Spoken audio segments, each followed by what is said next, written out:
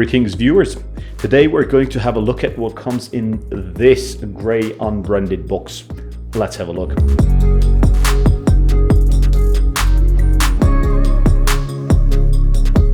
The JOMISE, I hope I'm pronouncing the name correctly, D530, from what I could tell, is the newcomer to the market.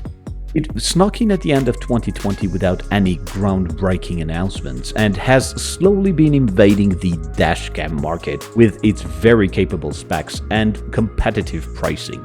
The content of the box is exactly what one could expect. A full installation kit includes the front, which is also the main camera, the power cable, the rear camera with the cable, and a manual. Let us start with the front camera. It has the form factor of a camera. The top is where the mini USB power socket is placed, in a sort of a dent, which allows the windshield mount to plug into. On the right side, top to bottom, are the menu/lock, down, OK, and up navigation buttons. On the left, top to bottom, is the power button, the hard reset inner/inside button, and the micro SD card slot, which according to JOMISE supports cards up to 256 gigabytes. The card I have is only 128 gigabytes, so I cannot put that claim to test. The whole installation kit is neatly tucked in a box.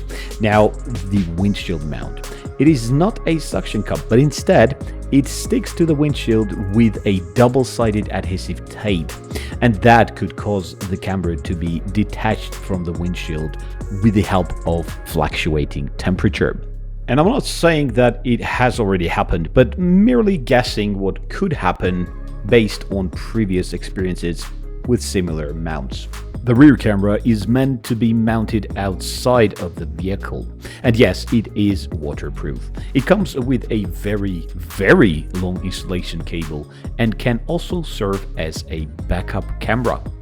The power cable plugs directly into the mount rather than the camera itself, and that is a very convenient thing when, for whatever reason, the camera needs to be removed. And let's have a look at the quality of both cameras. In single mode, the main camera can record in 4K 30 FPS, 2K 30 FPS, or 1080p in 60 FPS, where in dual mode it can go as high as 2K 30 FPS only.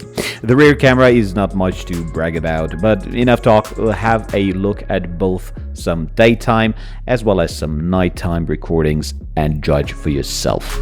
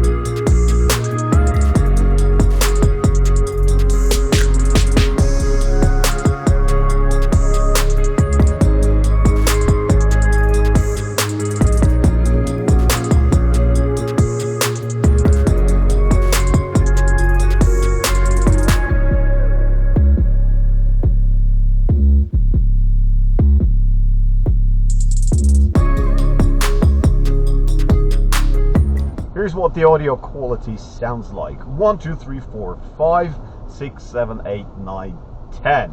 This was the audio test. In conclusion, I have nothing to complain about when talking about the front main camera. May that be daytime or nighttime recording, both are very good.